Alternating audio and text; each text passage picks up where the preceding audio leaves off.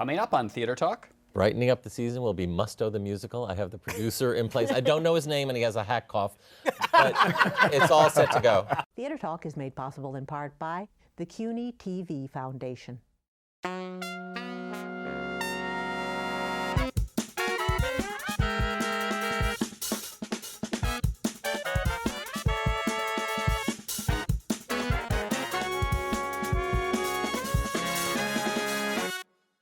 From New York City, this is Theater Talk. I'm producer Susan Haskins. And I'm Michael Riedel of the New York Post. So here we are, Michael, another season Yes, how many begins. years have we been doing Theater Talk now? Well, you and I have been on television together for 20 years.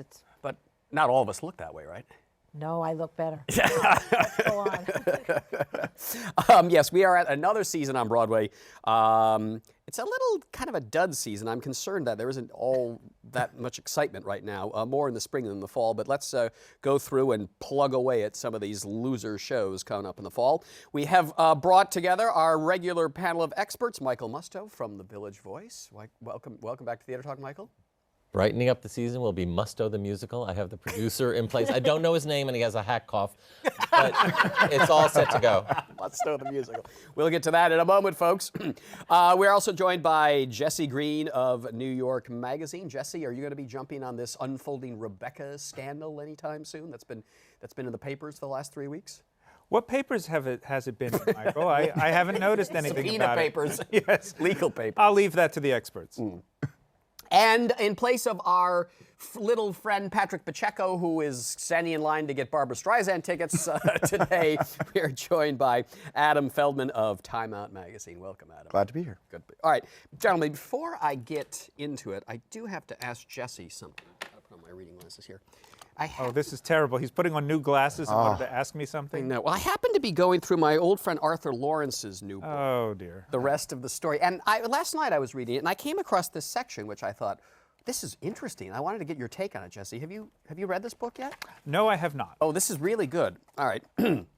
He's talking about a New York Magazine piece that you wrote about Arthur when he was directing West Side Story. I wrote no such piece. He said, this was the most severe whacking I've ever gotten. I doubt that. The Now, whacking. I know that's not true. The whacking. What about Montgomery Cliff? I'm sorry, this is already not believable. The whacking was done by New York Magazine, a magazine that blended gossip with journalism. The whacker was Jesse Green, you, who had interviewed me for a piece he was writing for the Times on Patti LuPone. Pleasant, gay. You're gay? What? Yeah. This is just riddled with errors. Pleasant? I've never. Pleasant, gay. Jesse had a receding hairline, a partner, and a little adopted boy. A combination. In that order. A combination certain to inspire trust. There was no sign of a dog beneath his skin when I opened my door and welcomed him into my house. This is a great preview of the new season. For his article on West Side Story. One visit wasn't enough. He needed just a little more information. He wanted to report everything. I wanted to tell him about the production. Could he please come back for another interview? Then he wanted to come back just once more. What are you, Columbo? Just once more he went back. And on one of those positively final farewell appearances, Jesse, the dog, asked if I had changed my name. I said I had. Jesse said he was just checking. He wasn't going to waste any space on that. The moment registered only after he'd sat on me like a souped-up Rottweiler. I don't read New York. Someone, I can't remember who, said I'd better. It probably would have been better if I hadn't, but I did. A few sentences in, I got the tenor of the piece.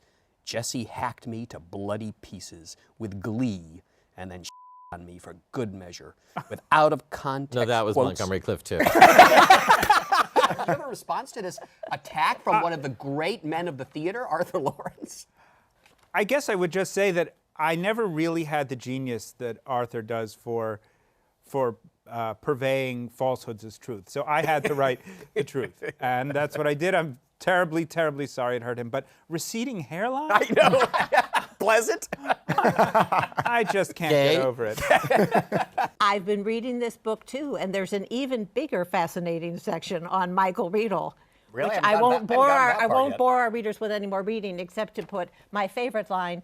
He said, Michael Riedel's epitaph should be, "Here lies." You got to give him credit. That's a You good do. line. He's funny. He had a way with a takes line. He takes a whack at the two of us. And he's back from the grave to settle scores. I think this may be the last time. I know. Don't you feel with Arthur Lawrence, you're walking around, all of a sudden the hand comes up. That's right, like Carrie. All right. Anyway, it's a fabulous book, and I urge you to read it. And Jesse and I will be signing it at Barnes & Noble in the coming weeks. All right, gentlemen, let's get to far less interesting things, which would be the dud season shaping up here. Michael, we've got a bunch of musicals. The one I think could be the standout, breakout, unexpected hit is the Kathie Lee Gifford show, Scandalous, The Life and Trials of Amy Semple McPherson. Do you have any sense about what Kathie Lee's up to? Well, I find it interesting that Sondheim can't get a musical done on Broadway, a new one anyway, but Kathie Lee Gifford can. But you know what? She's all right. She's good people, and she's, what am I saying? And she's promoting the heck out of it on the Today Show. So there's already a line of 12 people. Oh. And you could call it a female leap of faith if you really want to promote it. Yeah. I have a little inside gossip on that, though. She was on the Today Show, and she said, the box office is opening for my show today. Let's check in there and see what's going on. They went, and there was a line out. She goes, there's a line. If you look closely, that line, they were all members of the advertising firm working on the show. I mean, what do you make of this? Is this just one of these Chaplin things which opened and is going to die? Oh gosh, I don't know. I mean, I may be reviewing it, so I don't want to prejudge what it's going to be, but what I will say is it's nice to see Carolee Carmello in a lead role on Broadway. She's one of the best actresses on Broadway, and she never gets to do a lead anymore. She's been replacing leads for a long time, but to originate a big, juicy part, even in what may not be a very exciting musical. I have seen a Kathie Lee Gifford musical already because she wrote a children's musical a few years ago. Oh, right. Was it any good? No, but it was well-intentioned, and this one looks, I'm praying for Equally it. well-intentioned? Equally well-intentioned. Amy Semple McPherson is a fascinating topic. The first female Evangelist. big charismatic leader, and then she got brought down by a sex scandal. Yeah. So it's a great story. And Kathie Lee Gifford comes from an evangelical background, even though her was engulfed in a sex scandal that her husband, Yes, Frank Gifford, yes. was running around with an airline. And before that, she was dating Frank before Frank was officially divorced, although she's very sketchy about that in her autobiography. I can't believe I said that. That's the name of her autobiography. Oh. I I can't believe you Now, said let me that. just- That no. isn't the name Let me- of let- my let me ask the autobiography. So she Rottweiler knows over where here. she knows where. Has New York Magazine sicked you on Kathie Lee yet? Are you going to do a hit piece on her? I'm the way you actually did on surprised Pearl that they Harbor? haven't. I think you could really do a it would be tear apart perfect. limb from limb piece. No, I haven't been sent on many big, juicy, bloody dog theater stories recently. Speaking of that, there is something we need to touch on. This unfolding scandal, Michael, of Rebecca, the musical. Now, Rebecca was coming in from Stuttgart, I think, and it's based on the Daphne du Maurier Gothic novel. But it turned out that an investor died, so the money wasn't there. But now it appears that this investor never existed and that there's a massive fraud involved in this show. What's your sense of what's going on here? When the story first broke, I said to my friends, how do we know this guy existed? And they said, well, the producer went to London to get his estate. It's like, well, how do we know he went to London? You can't go by what he says, and even if he did get one email, which he claims was the extent of his relationship with this person, one email where they didn't even say, hi, how are you? It was just like, I'll give you $450. $4.5 million. Thank you. We would say this phantom investor's name was Paul Abrams, and he was supposed to come to the table with $4.5 million. Suddenly he dies of malaria. From a trip to Africa. And as you know, anyone who dies of malaria, excuse me, in the industrial world has to be reported to the health organization. Nobody died of malaria in London in August. Not a Paul Abrams, no one else died of malaria. So this guy and the lawyer for the legitimate producers has now come forward and said this guy did not exist. But if he was sick with malaria, he was in delirium tremens when he said, I'll give $4.5 million to Rebecca. Well, that's because it was such a hit in Helsinki. I was away when I first heard that he died. I said, he must have got around to reading the script and polish off anyway. But no such person could exist. I mean, it's a terrible idea, and it was doomed. I'm sorry. Now that it's not coming in, I can say, boy, the stink of failure around this show from the beginning when it was announced, the efforts over the years to bring it here. They could never get the money together. No. And I know it was successful in Austria at that theater, but I mean, the only other thing that's come from that theater to Broadway was Dance of the Vampires. And we know how that ended. I wonder if it's just an elaborate publicity scheme so that when it finally Finally does opens. open, people will be interested to see what More the like a dead producer Ponzi would- scheme. You're of the school of people who said that Obama threw the first debates because he didn't want to raise over expectation. But From my you reporting, tell us, my yeah. reporting on the story, I can tell you it's not over with yet. There are a lot of other things that are going to be. Well, did But you it's track not down- going to end with the show coming in. No, the show was right. dead. But you tracked down the guy Show who was was dead. the middleman between the producer here, Ben Sprecher, who says he never met the man who died. Well, yes, I got the name of this fellow named Mark C. Houghton, who allegedly, we don't know yet, he hasn't been accused of anything except by Ben Sprecher's lawyer, that he was the conduit to these imaginary investors. It is true when you research this fellow Mark C. Houghton, he's been involved in a number of fraud cases over the years and is in bankruptcy court. And in fact, you can make a bid for 4 of his boats on an auction website at this point. It really does seem like the producers. It really does. It really does. I mean, no one can quite get to the motivation of it yet, but the But the FBI's producer- involved. The producers was about over-investing in a show, and they really did have the money from all those old ladies. I watched that show. This is about some phantom money that might be out there. I mean, the message is you have to have it in hand, not only a check, but make sure it clears. Before you announce to the world you have an actual show, and before you start trying to pay people to rehearse. Exactly. Well, and a lot of actors and others are out of work and have been And holding turned the down other plays jobs and for it whatnot. for a while. It's a terrible Not to thing. mention Michael Blakemore, the director. And by the way, this is the most, the biggest scandal I've seen in a long time on Broadway, but there are other shows that are scrapping around for money. A Christmas Story, yet another one of these holiday musicals that's coming in. I mean, they're sort of going down the path of having to take out loans at high interest rates to try to get their capitalization going. So I think it's beginning to tell you underneath all this, for a while I thought Broadway was immune to the troubles of the economy, but I think Broadway is being hit by it now. It's a really shockingly bad season, not just in terms of potential quality, as you alluded to earlier, but just financially, it's looking desperate. There's still 5 theaters open for the fall, which has not been the case in a while. Yep. And the only really, I mean, there's a couple interesting revival musicals possibly, but really the interesting action in musicals is all off-Broadway this fall. For example, what are you thinking? For example, at the Public Theater, they have a short run of Fun Home, which is a wonderful work based on the graphic novel directed by Sam Gold. Janine Tesori wrote the music. They have Giant, Michael Lacusa's new show. I mean, it seems like the only place where they can actually pull the money together is where they're not spending so much money. Excuse me, we have Annie. We have Annie on Broadway. We got Annie. Well, I said there's one revival. That Well, and looks the like it'll Mystery of make Edwin money. Drood. And the Mystery of Edwin Drood, But which you could be in with your which I was mustache in and your- college. and your You did mutton not know chops that, but there. I actually was. I played Jasper. I'm in The Mystery sure of you Edwin did. Drood. I was Oh. Princess Puffer. And I attacked the authors like a mad dog. Souped up. Don't feed soup to And a people love Edwin Rottweiler. Drood because one thing that gets people buying tickets now is interaction. Yeah, it's that's like a true. reality show, and you get to guess who the villain is. Probably somebody with malaria. Well, who no, it doesn't exist. Well, I think the way Edwin Drood works is that the audience votes for Yeah. who done it, Yeah. and there are different endings depending on how the vote goes each night. I've got to say, I'm very love that happy score. that Drood is coming back. It's a delightful score, and it's incredibly fun to be in as a performer. And I think that, but it also has Once this. an actor, always I an know, actor. I kids. can't help it. But it has this contingency built into it, so that every night there are actually 3 different aspects of the ending that the audience chooses, and so it will be a little different every night. And the actors are always sort of on their toes because of that. It keeps everything very lively. Who's I'm playing? excited. You know, I didn't say the original production, but I remember seeing it on the 1986 Tony Awards, and there was a great old actor who played the Master of Ceremony, George Rose. Rose, wonderful actor. Who's playing the George Rose part in this? Cheetah Rivera. Paul Abrams. Do we know who's playing the George Rose part? Oh gosh. I mean, I looked at the press release. I want to say Philip Bosco because he always plays those roles, but I don't. Our actually crack know. research team in the booth. They'll let us know that. I'm drawing. But going back to, I do want to put in a good word though for Annie. It's the first musical I ever saw when I was a kid. Very, very little. And the first little one you were in. The first one I was in. You were an excellent Molly.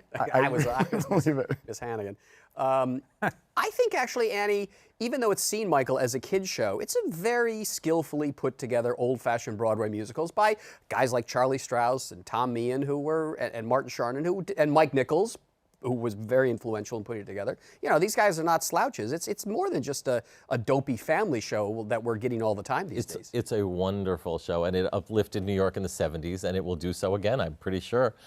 It's good to come around at a time that's devastated and depressed, because that little moppet just could cheer the daylights out of you. Well, you know, and I love her. And you know, I know everyone's saying, well, is there room for Annie and Matilda, which is going to come around later, which is another kiddie/adult show. The people that go to see those shows go to see 2 shows a year. So they're fine. They'll go to both. Right. And both shows are dependent on a cute little moppet who's abused by a horrible adult. So the kids love it. Right. But then there are some nice adults that step in and save things. So the adults like it. I'm surprised that you like Annie. It's really, if you break it down to its bare essentials, it's a leftist track. Yeah, I know. I ignore that section. I ignore that part of it. New Deal propaganda. Because I would have voted for Hoover, frankly. And I plug my ears in that Hooverville number, which I just Anything that sucks. calling You like attack anything on that a- sucks. But it looks like a real high-quality revival. I mean, they've cast it beautifully and not in cheesy, expected ways. Right. And, Because there was a cheesy revival of it several years ago with Yeah. Bill Carter, which was not good, and the show did not hold up then. God rest her soul. But Katie Finneran will be wonderful, don't you? Oh, I'm so excited. As Miss for Hannigan, yeah, Katie she will. Finneran, she's one of my very favorites. And when they announced her, she hadn't been on the radar, you know, in terms of the star names that were being tossed around for it. And so when they actually announced her and they decided to go with the best person for the part, what a happy surprise. I'm very excited for Annie. I love that. Now, in terms of the plays, looking fairly thin here. well, but better than the musicals. Yeah, but again, more revivals of Golden Boy, Glengarry, Glen Ross. Do we need another Glengarry, Glen Ross? Glenn Close and Diana Ross on Broadway. I don't need this. No, I don't. I'm sorry. You know what? When they We know announced- how it ends. I mean, you know, the trick ending is no No, but it longer is trick. Al Pacino. I mean, there is a financial reason at least to be doing And it. it's a wonderful play. Al Pacino's the highest paid actor on Broadway this season. He gets something Ever. like $130,000. But we just had a week, revival with Liev Schreiber and Alan Alda. which was very, very good. Yes. But you know what? When they first announced The Heiress with Jessica Chastain, I thought, well, we just had The Heiress. And then I looked it up. It was 16 years ago. So even though that was an incredible seminal production with Cherry Jones, Jessica Chastain is a terrific actress. She was in every movie that was made last year. But Jessica Chastain is weird casting for Yes, that it part. is I mean, indeed. she's supposed to be very plain. The whole plot revolves around her Well, it's plainness. called acting. She's supposed to believe that she's plain. I mean, the father has so held her down that she thinks she's what he says she is. See, this is like you and me, Michael. Yes. But also we have a revival of Who's Afraid of Virginia Woolf Yeah. just 7 years after the After last. we had the very And Cat in the Hot Tin Roof, But what, 2 years after the last The one? Virginia Woolf is a very interesting production. I saw it in Chicago, and it has a completely different balance of power between George and Margaret. Well, in this one, Tracy- George is the one who's Yeah, in Tracy control. Letts and Amy Morton. Amy Morton, and it's very different, and it's like seeing a different Hamlet. In a way, though, Broadway feels like it's becoming like the Metropolitan Opera, where they just, you know, they bring back the war horses. Well, is year that in, is that year out. necessarily a bad thing? I don't know. I mean, we can complain about it, and when it's bad plays, it is annoying. But these, you know, Who's Afraid of Virginia Woolf is a play that you can stand to see. Or and Yeah, as I you mean, said, I- Cat. No, but Cat in the Hot Tin Roof, we literally had 4 years ago, and also I think 9 years ago. This is the 3rd revival in 10 years of Cat in the Hot Tin Roof. I don't They've know. never been any good. But this, Well, it's this an is a interesting- non-traditional version where they're doing it all white. This is an interesting get because remember they had Ashley Judd, who was Yeah. really just so nothing, And could Jason not Patrick. could not pull off that monologue, and now they're having Scarlett Johansson. Now, does she have the chops? I don't know. I thought Won she the was- Tony Award I hope for so. whatever it Oh, was. well, View then from the that's- Bridge. That's where is it? View from the Bridge. Yeah, no, she was quite good in that. She There's was a quite good. smaller part and a childish part. I wonder what she'll be able to do with this one, but I'm game to see. I mean, I agree it's becoming a little bit like the Met, but I also agree that that's not necessarily a problem. Well, it's nice. The good thing about seeing these revivals as often as we do is you get a chance to really see the work and the choices that go into them. It's not just a new play that you're experiencing all at once. guess what- You get to really judge the performances against one another and the directorial choices against one another, and that can be very illuminative. I guess the problem is when it begins to feel like the revivals are crowding out the possibility of new works, but that is not what it feels like this year when you have empty theaters. There are a few new plays that all look pretty interesting, but it's not like others are trying to get in and have nowhere to go. Right. Well, one of the only new plays I see here is Teresa Rebeck's, what's it called? Dead Accounts. Yeah, well, there's the Teresa, she's prolific. I mean, she cranks out a play a year here. well, she's going for the Neil Simon Award, I think. Exactly right. And, And Katie- it's not and great. Katie Holmes had that terrible breakup, and now she comes crawling back to Broadway. And there's always a place for the scandalized people back But there's on also Broadway. there's David Mamet's new play, The Anarchist. I think with Glenn Ross, I think he has some kind of deal where anytime somebody wants to produce a new play of his, they have to produce a revival of an old one. Well, I am a little worried that in the Mamet audience, that the new play, The Anarchist, will be crowded out by. Oh, I don't think so. playing Not when you have Deborah Winger and Patti LuPone playing. And Patty's in jail. Prisoner and a warden. People are going to line up. Yeah. The lesbian sex scenes alone are going to be. It's a play based. What's The Anarchist about? It's loosely based on the case of Judith Clark, the woman who in the Weather Underground was right. an accessory to a murder and has been in jail ever since, still is. In the play, LuPone plays a character not unlike her who's been in jail ever since committing such a crime and who goes before the warden, played by Deborah Winger, to plead for Mama Morton. to show that she has been rehabilitated and should be given, I guess, parole. Usually it's Mandy Patinkin who holds Patty captive. I don't know. Well, I don't know. It sounds like a setup for a great, But fight Laurie of the divas. Metcalf dropped out of the Deborah Winger role to do her own play, which she did on Broadway called The Other Place. Oh, what is that? That she got all kinds of OBs and things. Yeah, it's a play that she did last season for MCC off Broadway, and she got very good reviews. I think the show itself got kind of mixed reviews, so I'm curious how that's. But it's kind of the Linda Lavin thing, like let me leave the supporting role. Yeah, but that behind for a didn't starring work out role. so well for that show for the Lions. No, but it's It worked out well for Linda. She got Tony Awards and was celebrated for it. I don't Tony believe she nomination. got the award. Nominations. Yeah. With nominations. The Other Place is a fantastic showcase, and was a very beautifully directed play, whatever you think of the play itself. And I think maybe was a smart choice for her. And finally, For Laurie Metcalf, I mean. yeah, I think we have to really dissect this one because I love it. Elf. I mean, can Broadway get any dumber? I ask you. Can it get any dumber? Bring It On, one of the dumbest, most Bring It On is child adorbs. musicals I have ever It is seen. adorbs. What's It's adorb? it's a what? Oh, that's youth speak. That's youth speak What's for it mean? adorable. We people don't know about Short. youth It's speak. short for Ador- adorable. it's adorbs? It's adorbs. This is how you Bring It write On in is Time Out magazine? exactly what it is It's meant to be. amazeballs. It's amazeballs. But I sat there thinking, 4 Tony Award winners it took for this? I don't know. to write this. It Now, kind of what about- evaporated. It's as like you saw Glee it. on steroids. I know, but listen, look at these things. We've got that. We've got the Elf coming. We've got A Christmas Story. I think that the casting in Elf is a little encouraging. And this time they're bringing in more of a Judd Apatow schlubby character actor type for the lead. Who's that? And, In Elf? Gordon Gilbert from Avenue Q. Oh. And Leslie Kritzer is playing the other part, and she's wonderful. She did that. Now, Patty let's LuPone show. imagine that Broadway is still for adults, or the theater is still for adults. Can you give us, before we wrap it up here, each of you, something that you're really looking forward to that's not geared to teenage girls? Michael? Oh, gosh. Thanks a lot. Well, okay. Trick question, There's I know, trick question. There is a play coming called The Performers. Oh, yes. Which is set at the Adult Video Awards in Las Vegas, and Cheyenne Jackson plays a porn star, and Daniel Breaker is his old friend, and there are women involved. And the to me, Fonz, Henry Winkler, is an old Henry porn Winkler star. is some old man who has a message about how important size is or something. But the whole thing sounds like it should just be playing the Ramrod Bar. But I'll be there. And it's definitely for adults. It's for adults. All right. Yeah, Jesse, this is not for your Annie crowd. Jesse, is there anything out there that you're looking forward to? That Well, was- we've mentioned a few. I'm looking forward also to the revival of Golden Boy, the Odette's play, Yeah, it's a directed good by play. Bartlett Shear. But a lot of what I'm looking forward to most is off Broadway. I'm afraid Can you give we're us not one allowed to off-Broadway? discuss that here. But of course you are. Well, there's a new Terrence McNally play. There's the third play in the sequence by Amy Herzog called The Great God Pan. Her previous 2 plays were terrific. There's the new Christopher Durang play at Lincoln Center Theater. There's a lot of, and Detroit, is on Broadway, recently opened and is very good. Right. Which is off Broadway.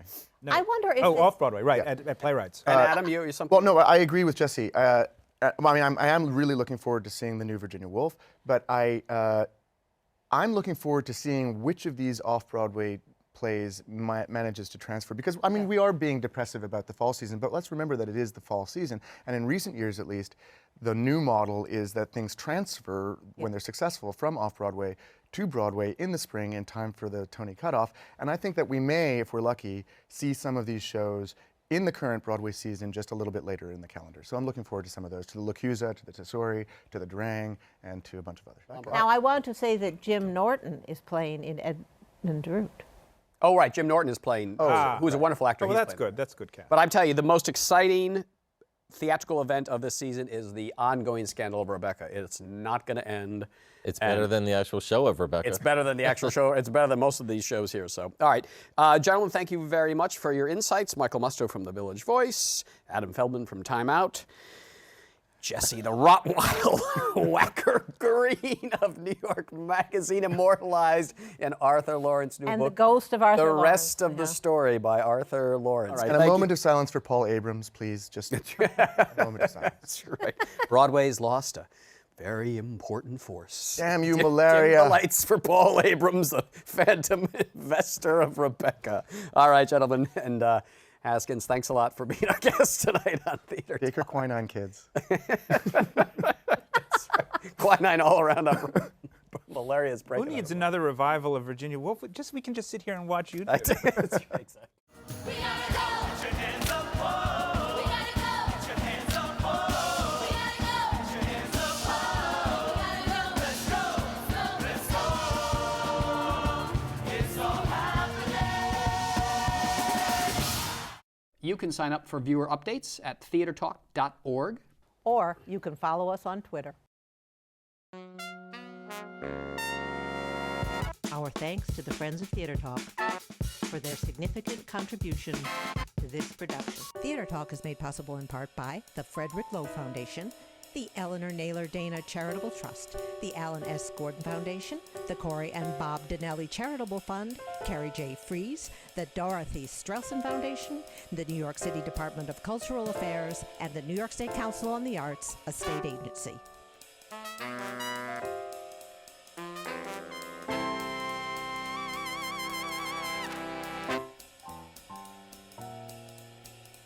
We welcome your questions or comments for Theater Talk. Thank you and good night.